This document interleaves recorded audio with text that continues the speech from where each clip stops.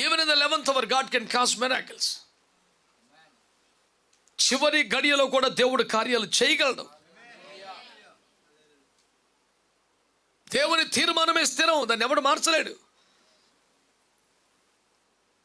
నాన్న నువ్వు కింగ్ అవుతారు అని చెప్పి యోసేపుకి చెప్పాడు. ఏడుచాడు వీడి కింగ్ అవుతాడంట, వీడికి మనం సలాం చేయాలంట, సాష్టాంగ పడాలంట అని గోపుల మీద వాయించి గోతులో దోచేసి పశువులాగా అమ్మేసి దరిద్రం వదిలించేసుకుని గొర్రెపిల్లని చంపేసి సొక్క ముంచేసి అయిపోయింది మొత్తం పేడ అని చెప్పేసి సాటింపేశారు.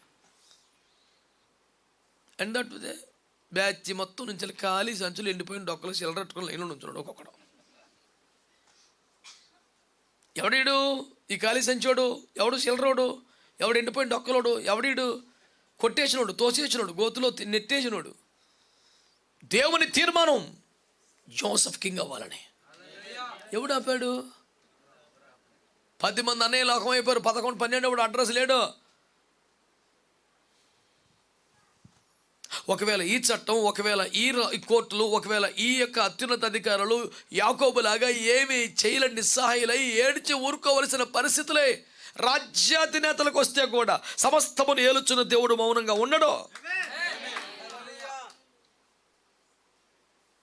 దేవుడు జోక్యం చేసుకోకుండా ఎవడు ఆపగలడు?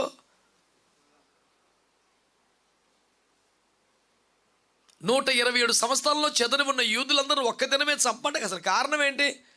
మూర్తికి నమస్కారం పెట్టలేదంటే మొత్తం నీకు పర్సనల్గా ఎవరితో తక్కువ ఉంటే చూసుకో, జనాలు చంపేస్తాం ఎందుకు నాయన, ఇది ఎక్కడ కొడవా?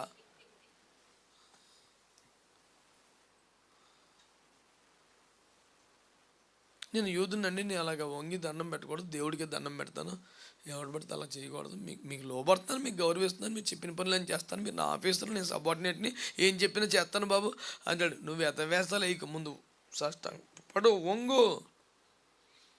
తప్పు సార్, దేవుడికి ఇవ్వాల్సిన స్థాయి మనిషికి ఇవ్వకూడదు సార్. మీ నమస్కారం చెప్పాను, గుడ్ మార్నింగ్ చెప్పాను, చాలు, అంతకని ఎక్కువ అంటాడు. నువ్వు ఎదవేసాలు వేయకు, నా ముందు నువ్వు ఎంతరా?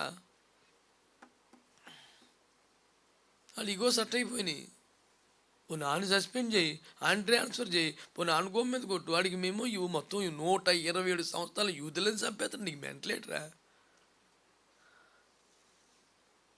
అయ్యో బాబు ఎలాంటి ఉండకూడదు, మన చేతిలో ఉండాలని తీసుకెళ్ళి అక్కడ పెట్టాడు హామాన్ గారిని దేవుడు. ఆ సిట్టింగులు కూడా ఆడియే. ఇప్పుడు ఇందులో అసలు కిక్ ఏంటంటే ఆడి దగ్గర నుంచి ఆ పదవి లాగేసుకోవటం, వాడిని పేనం తీసేయటం కాకుండా అవన్నీ మొరదికి ఇచ్చేయటం మేమొచ్చాం. అసలు కూటం అది. హామాను తొలగించబట్టం, హామాను చచ్చిపోవటం, హామాను ఫ్యామిలీ మొత్తం ఉరివేయబట్టం, అది సగమే. యువతల సగం ఏంటంటే అవన్నీ దేవుడు న్యాయం చేస్తేనండి పెట్టపోలు పిరిది ఇచ్చినట్టు ఉండదు, చాలా పద్ధతిగా ఉంటుంది.